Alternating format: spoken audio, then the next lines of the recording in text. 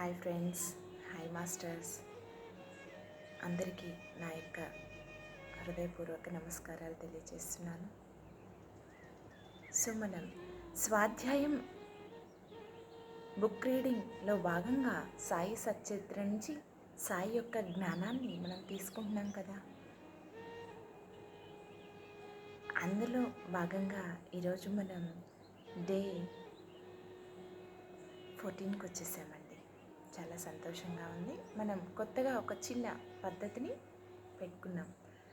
ధ్యానంలో ఉంటూ జ్ఞానం తీసుకోవటం చాలా బాగుంటుంది. సో మీరు కూడా నాతో పాటు ఈ జ్ఞానాన్ని తీసుకుంటున్నారని మనస్ఫూర్తిగా ఆశిస్తున్నాను. మరి అందరూ సిద్ధంగా ఉన్నారా? మన కోసం మనం ఒక రోజులో 30 నిమిషాలు కేటాయించుకుందామండి. చక్కగా ప్రశాంతంగా స్థిరమైన సుఖ ఆసనంలో కూర్చుందాం. కాళ్ళు రెండు కూడా క్రాస్ చేసుకుందాం. వేళ్ళల్లోకి వేళ్ళు పెట్టుకుందాం. మన రెండు కళ్ళని క్లోజ్ చేసుకుందాం. సెక్షన్ అయిపోయే అంతవరకు కూడా ఏది ఏమైనా సరే మనం కళ్ళు తెరవద్దు, ధ్యాన స్థితిలోనే ఉందాం. సో మరి అందరూ సిద్ధంగా ఉన్నారు కదా? ఓకే, దీర్ఘ శ్వాస తీసుకోండి.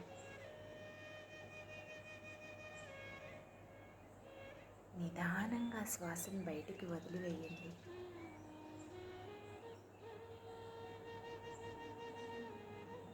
మరొక్కసారి దీర్ఘ శ్వాసను తీసుకోండి.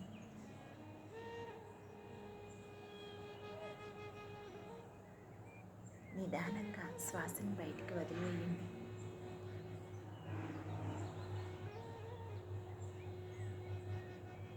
ఇంకొకసారి దీర్ఘ శ్వాసను తీసుకోండి. నిదానంగా శ్వాసను బయటికి వదిలేయండి. ఇప్పుడు శరీరం చాలా తేలికగా ఉంది కదా, ప్రశాంతంగా ఉంది కదా. ఇప్పుడు సహజంగా జరిగే శ్వాసని గమనిస్తూ శ్వాసతో అనుసంధానం అవుతూ మనతో మనం ఉందాం.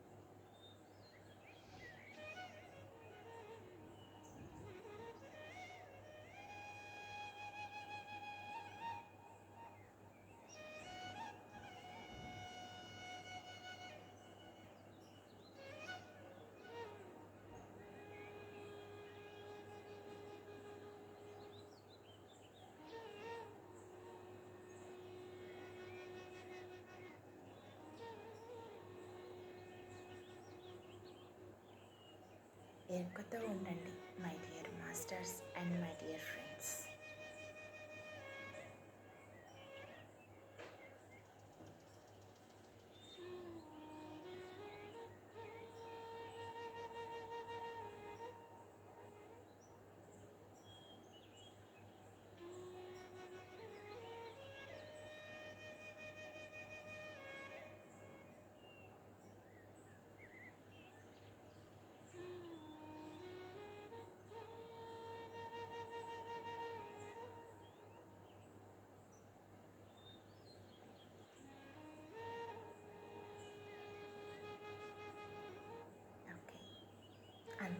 అలానే ధ్యానం కంటిన్యూ చేస్తూ ఉండండి.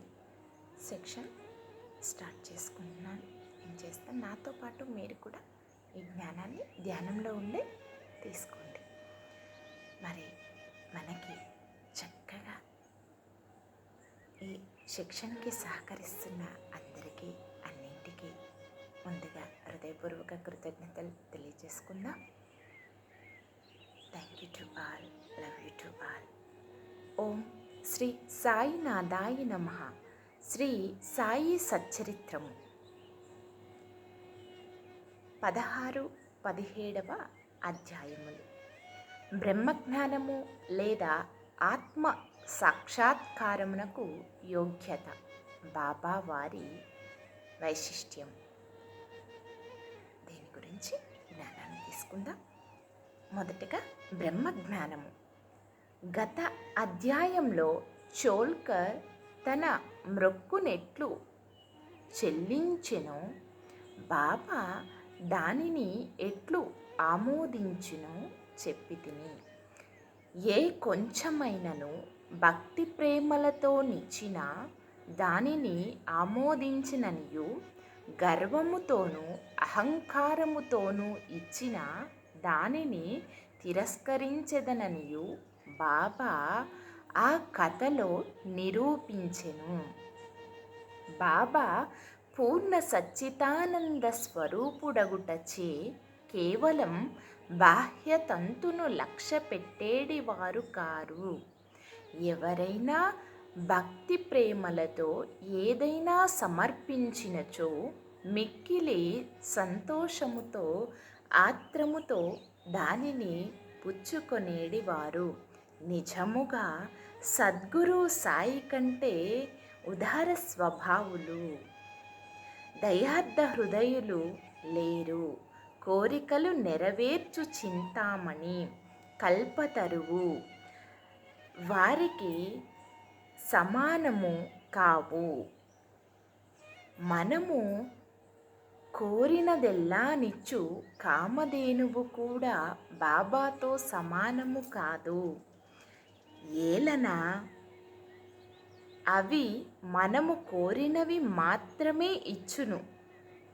కానీ సద్గురువు అచింత్యము అనుపలభ్యము నైన ఆత్మ సాక్షాత్కారమును ప్రసాదించును. ఒకానొక ధనికుడు సాయిబాబా వద్దకు వచ్చి బ్రహ్మజ్ఞానమును ప్రసాదించుమని బతిమాలెను. ఆ కథ ఇచ్చుట చెప్పుదును. సకల ఐశ్వర్యములు అనుభవించుచున్న ధనికుడు ఒకడు ఉండెను. అతడిండ్లను, ధనములను, పొలములను, తోటలను సంపాదించెను. వానికి అనేక మంది సేవకులు ఉండేడివారు. బాబా కీర్తి వాని చెవుల పడగానే షిరిడీకి పోయి బాబా పాదములపై పడి బ్రహ్మజ్ఞానమును ప్రసాదించుమని బాబాను వేడుకొనెదనని తన స్నేహితునితో చెప్పెను. తనకు వేరేమియో వలదనయు, బ్రహ్మజ్ఞానము పొందినచో తనకు మిక్కిలి సంతసము కలుగునని చెప్పెను. ఆ స్నేహితుడు ఇట్లు అనెను: బ్రహ్మజ్ఞానమును సంపాదించుట అంత సులభమైన పని కాదు. ముఖ్యముగా నీ వంటి పేరాస గల వానికి అది మిగుల దుర్లభము. ధనము, భార్య, బిడ్డలతో తేలి మునుగుచున్న నీ వంటి వానికి బ్రహ్మజ్ఞానమును ఎవరు ఇచ్చెదరు? నీ ఒక పైసా అయినను దానము చెయ్యని వాడవే. నీవు బ్రహ్మజ్ఞానమునకై వెతుకునప్పుడు నీ కోరిక నెరవేర్చువారెవరు? తన స్నేహితుని సలహాను లక్ష్య పెట్టక రానుపోను టాంగాను బాడుగకు కట్టించుకొని అతడు షిరిడీకి వచ్చెను.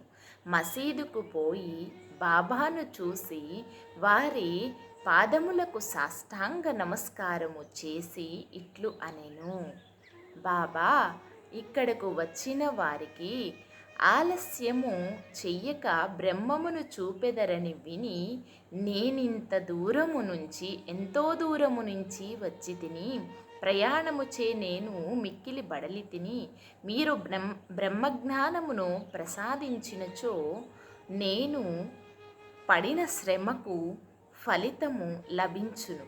బాబా ఇట్లు బదులు చెప్పెను, నా ప్రియమైన స్నేహితుడా, ఆతురపడవద్దు. త్వరలో నిప్పుడే నీకు బ్రహ్మజ్ఞానమును చూపెదను. నాది నగదు బేరమే కానీ అరువు బేరము కాదు. అనేక మంది నా వద్దకు వచ్చి ధనము, ఆరోగ్యము, పలుకుబడి, గౌరవము, ఉద్యోగము, రోగ నివారణము మొదలగు ప్రాపంచిక విషయములనే అడుగుదురు. నా వద్దకు వచ్చి బ్రహ్మజ్ఞానము ఇవ్వమని అడుగువారు చాలా తక్కువ. ప్రపంచ విషయములు కావలెనని అడుగు వారికి లోటు ప్రపంచ విషయములు కావాలని అడుగువారికి లోటు లేనే లేదు. పారమార్థిక విషయమై యోచించువారు మిక్కిలి అరుదు.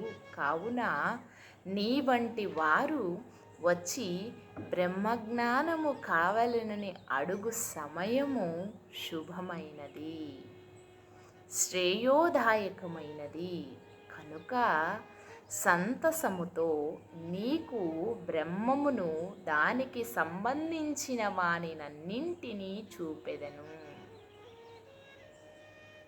ఇట్లని బాబా వానికి బ్రహ్మమును చూపుటకు మొదలీడెను.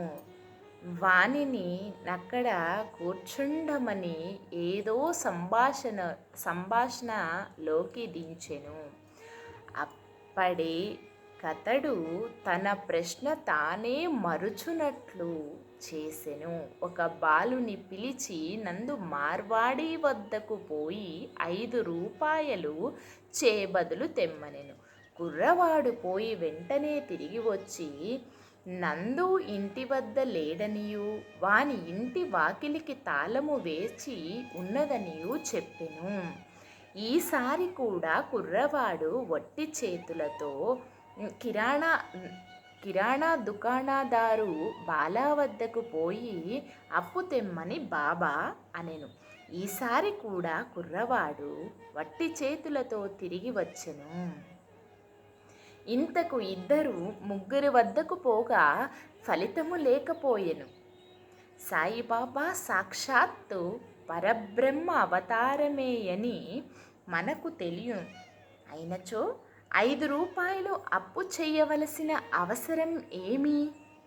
వారికి అంత చిన్న మొత్తముతో నేమి పని అని ఎవరైనా అడగవచ్చు. వారికి ఆ డబ్బు అవసరమే లేదు. నందు మరియు బాబా ఇంటి వద్ద లేరని వారికి తెలిసి ఉండును. ఇది అంతయు బ్రహ్మజ్ఞానము కోరి వచ్చిన వారి కోరికకై జరిపించియుందురు. ఆ పెద్ద మనిషి వద్ద నోట్ల కట్ట ఉండెను. అతనికి నిజముగా బాబా వద్ద నుంచి బ్రహ్మజ్ఞానము కావలసి ఉన్నచో, బాబా అంత ప్రయాసపడుతున్నప్పుడు అతడు ఊరకనే కూర్చుండడు. బాబా ఆ పైకమును తిరిగి ఇచ్చివేయునని కూడా వానికి తెలియను. అంత చిన్న మొత్తమైనప్పటికీ వాడు తెగించి ఇవ్వలేకపోయెను. అట్టి వానికి బాబా వద్ద నుంచి బ్రహ్మజ్ఞానము కావలనట. నిజముగా బాబా యందు భక్తి ప్రేమలు కలవాడైనను వెంటనే 5 రూపాయలు తీసి ఇచ్చి ఉండును. కానీ ప్రేక్షకుని వలె ఊరకే చూచుచూ కూర్చొని ఉండడు. ఈ పెద్ద మనిషి వైఖరి శుద్ధ విరుద్ధముగా నుండెను. వాడు డబ్బు ఇవ్వలేదు సరికదా, బాబాను త్వరగా బ్రహ్మజ్ఞానము ఇవ్వమని తొందర పెట్టుచుండెను. అప్పుడు బాబా ఇట్లనెను, ఓ మిత్రుడా, నేను నడుపుచున్న దానినంతటినీ గ్రహించలేకుంటివా ఏమి? ఇచుట కూర్చొండి నీవు బ్రహ్మమును చూచుటకై ఇదంతయు జరుపుచున్నాను. ఇచ్చట కూర్చుండి నువ్వు బ్రహ్మమును చూచుటకై ఇదంతయు జరుపుచున్నాను. సూక్ష్మముగా విషయం ఇది. బ్రహ్మమును చూచుటకు 5 వస్తువులు సమర్పించవలెను. అవి ఏమనా పంచ ప్రాణములు, పంచ ఇంద్రియములు, మనస్సు, బుద్ధి, అహంకారము. పంచ ప్రాణములు, పంచ ఇంద్రియములు, మనస్సు, బుద్ధి, అహంకారము. బ్రహ్మజ్ఞానము లేదా ఆత్మ సాక్షాత్కారమునకు పోవు దారి చాలా కఠినమైనది. అది కత్తివాదర వలె మిక్కిలి పదునైనది. అట్లనుచు బాబా ఈ విషయమునకు సంబంధించిన సంగతులు అన్నీయూ చెప్పెను. వానిని క్లుప్తముగా ఈ దిగువన పొందుపరిచితిమి. బ్రహ్మజ్ఞానము లేదా ఆత్మ సాక్షాత్కారమునకు యోగ్యత. అందరూను తమ జీవితంలో బ్రహ్మమును చూడలేరు. దానికి కొంత యోగ్యత అవసరము. ముముక్షత లేదా స్వేచ్ఛ నందుటకు తీవ్రమైన కోరిక. ఎవడైతే తాను బద్ధుడనని గ్రహించి బంధనముల నుండి విడివడుటకు కృతనిశ్చయుడై శ్రమపడి ఇతర సుఖములను లక్ష్యపెట్టక దానిని పొందుటకై ప్రయత్నించునో వాడు ఆధ్యాత్మిక జీవితమునకు అర్హుడు. విరక్తి లేదా ఇహపర సౌఖ్యములందు విసుగు చెందుట, ఇహపర లోకములందు గల గౌరవములకు విషయములకు విసుగు చెందినా గాని పారమార్థిక రంగములో ప్రవేశించుటకు అర్హత లేదు. అంతర్ముఖత, లోనికి చూచుట. మన ఇంద్రియములు బాహ్యమును చూచుటకై భగవంతుడు సృజించి ఉన్నాడు. కనుక మనుష్యుడు ఎప్పుడూనూ బయటనున్న వానిని చూచును. కానీ ఆత్మ సాక్షాత్కారము లేదా మోక్షమును కోరువాడు దృష్టిని లోపలకు పోనిచ్చి లోనున్న ఆత్మను ఒకే నేక ధ్యానముతో చూడవలయును. దృష్టిని లోపలికి పోనిచ్చి లోనున్న ఆత్మ నేక ధ్యానముతో చూడవలయును. పాప విమోచన పొందుట. మనుష్యుడు దుర్మార్గము నుండి బుద్ధిని మరలించినప్పుడు, తప్పులు చేయుట మాననప్పుడు, మనస్సు చెలింపకుండా నిలబెట్టలేనప్పుడు జ్ఞానము ద్వారా కూడా ఆత్మ సాక్షాత్కారమును పొందలేడు.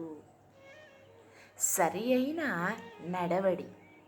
ఎల్లప్పుడూ సత్యమును పలుకుచు, తపస్సు చేయుచు, లోన చూచుచు బ్రహ్మచారిగా నుండినా కానీ ఆత్మ సాక్షాత్కారము లభించదు.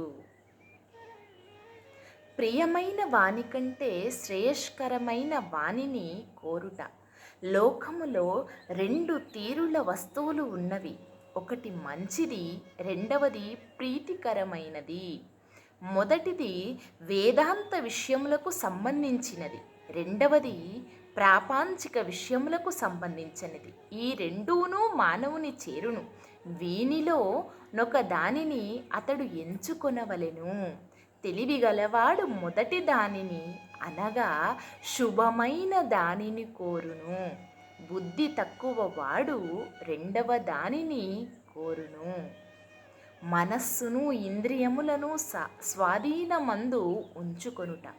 శరీరము రథము, ఆత్మ దాని యజమాని, బుద్ధి ఆ రథమును నడుపు సారథి, మనస్సు కళ్ళెము, ఇంద్రియములు గుర్రములు, ఇంద్రియ విషయములు వాని మార్గములు.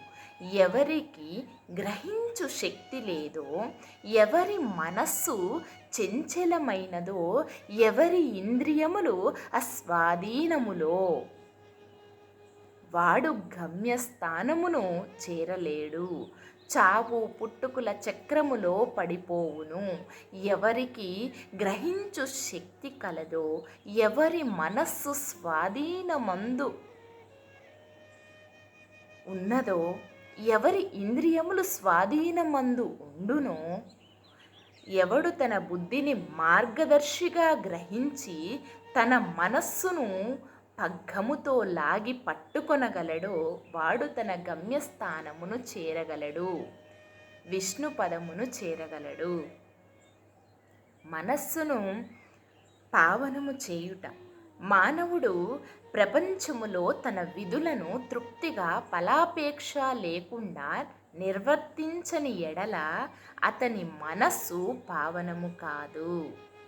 మనస్సు పావనము కానిదే అతడు ఆత్మ సాక్షాత్కారమును పొందలేడు.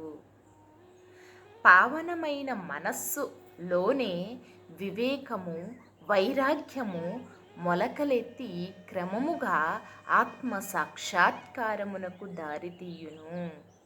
అహంకారము రాలిపోనిదే, లోభము నశించనిదే, మనస్సు కోరికలను విడిచిపెట్టనిదే ఆత్మ సాక్షాత్కారమునకు అవకాశము లేదు.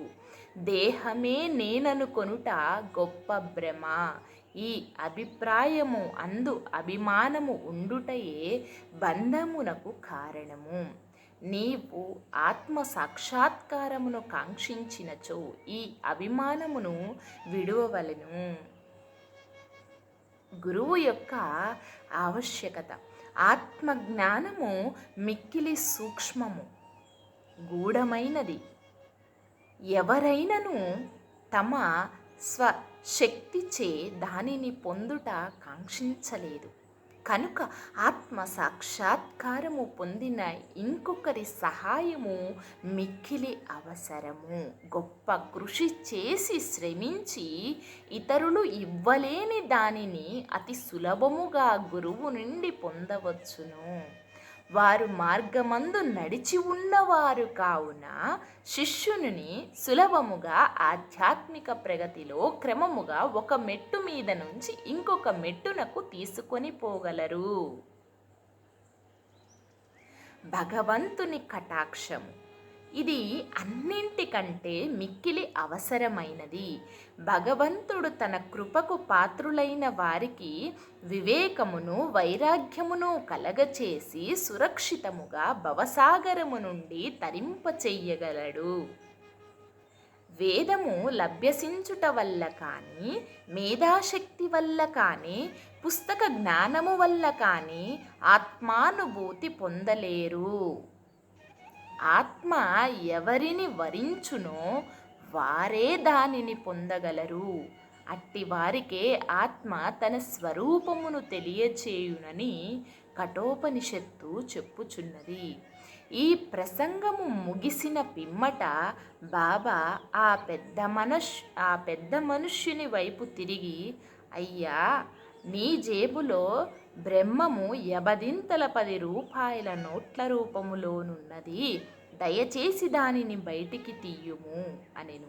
ఆ పెద్ద మనుష్యుడు తన జేబు నుంచి నోట్ల కట్టను బయటికి తీసెను. లెక్క పెట్టగా సరిగ్గా 25 10 రూపాయల నోట్లు ఉండెను. అందరూ మిక్కిలి ఆశ్చర్యపడిరి. బాబా సర్వజ్ఞతను చూచి వాని మనస్సు కరిగెను. బాబా పాదములపై పడి వారి ఆశీర్వాదమునకై వేడెను. అప్పుడు బాబా ఇట్లు అనెను, నీ బ్రహ్మము నోటుల కట్లను చుట్టిపెట్టుము. నీ పేరాసలు, లోభమును పూర్తిగా వదలనంత వరకు నీవు నిజమైన బ్రహ్మమును చూడలేవు. ఎవరి మనస్సు ధనమందు, సంతానమందు, ఐశ్వర్యమందు లగ్నమై ఉన్నదో వాడభిమానమును పోగొట్టుకున్నంత వరకు బ్రహ్మమునెట్లు పొందగలడు? అభిమానమనే భ్రమ ధనమందు తృష్ణ, దుఃఖమను సుడిగుండము వంటిది. అది అసూయ, అహంభావమను మొసళ్ళతో నిండి ఉన్నది. ఎవడు కోరికలు లేనివాడో వాడు మాత్రమే ఆ సుడిగుండమును దాటగలడు. పేరాశయు బ్రహ్మజ్ఞానమును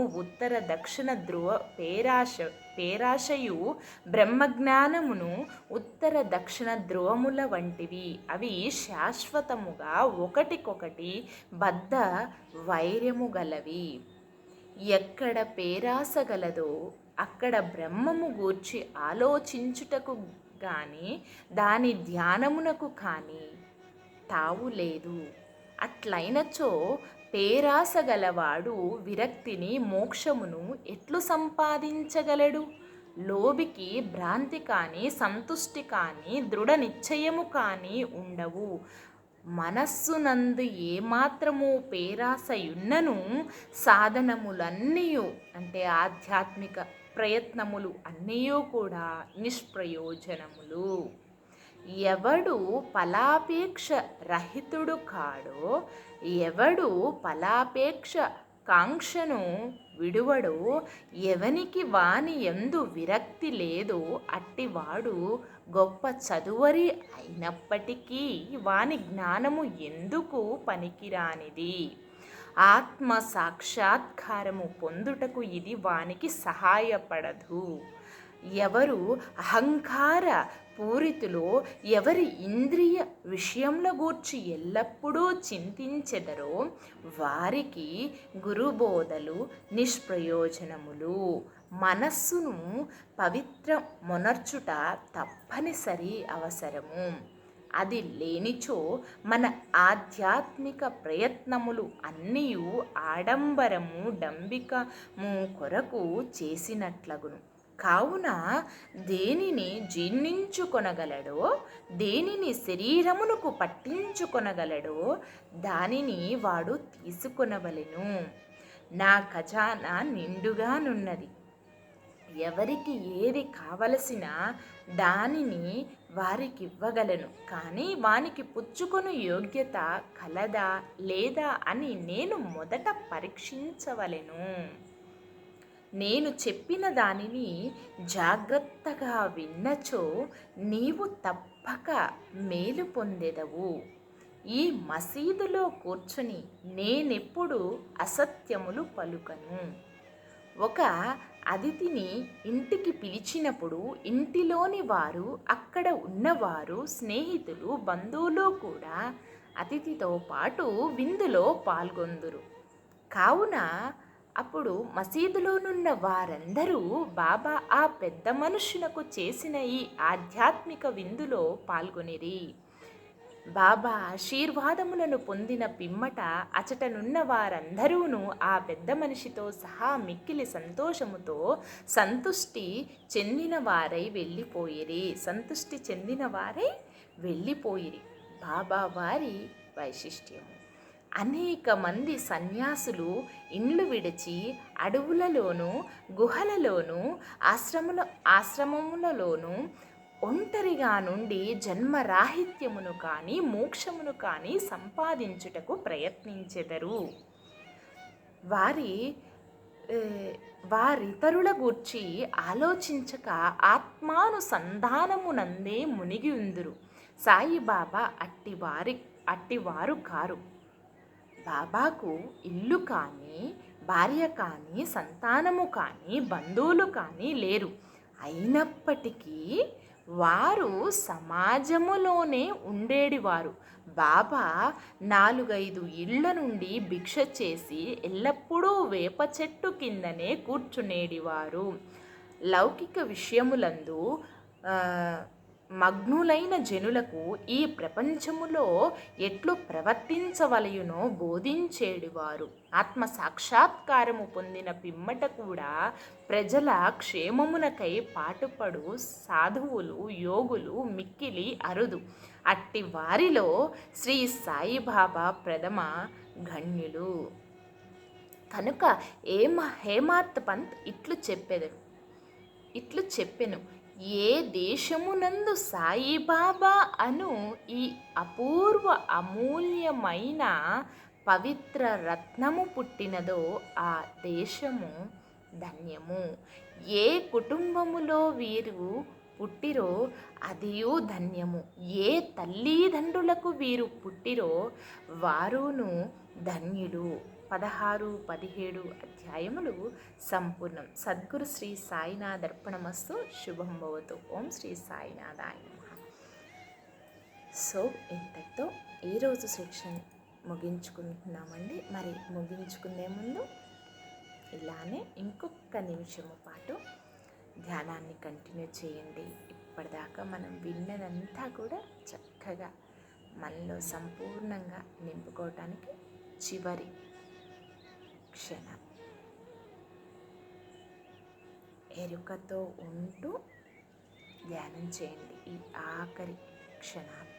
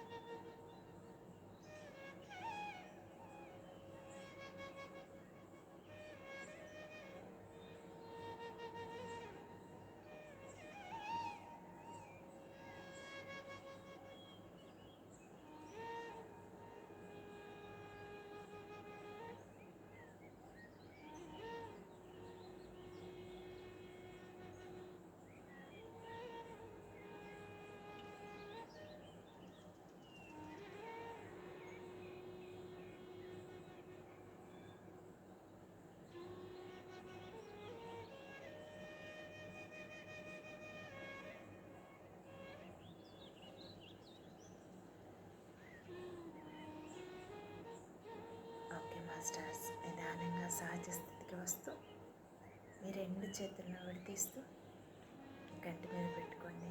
my dear friends and my dear masters. 5 4 3 2 1 0. మీ రెండు చేతులను మీ కంటికి ఎదురుగా పెట్టుకొని నిదానంగా కళ్ళలో ఉంచండి. Thank you thank you thank you thank you thank you. మరి ఇంకొక సెక్షన్లో కలుసుకుందామా? Okay. Thank you to all, love you to all. ఇప్పటి వరకు సహకరించిన అందరికీ అన్నింటికీ నా యొక్క హృదయపూర్వక కృతజ్ఞతలు. Thank you thank you thank you. చక్కగా మీకు వచ్చిన అనుభవాల్ని మాత్రం షేర్ చేసుకోండి కంపల్సరిగా అందరూ. ఓకే, నాకు కూడా మీ అనుభవం ఏంటో అర్థమవుతూ ఉంటుంది. అసలు మీరు వింటున్నారా లేదా, ధ్యానం చేస్తున్నారా లేదా అని నేను కూడా తెలుసుకుంటాను మీతో పాటు. Okay, thank you thank you thank you.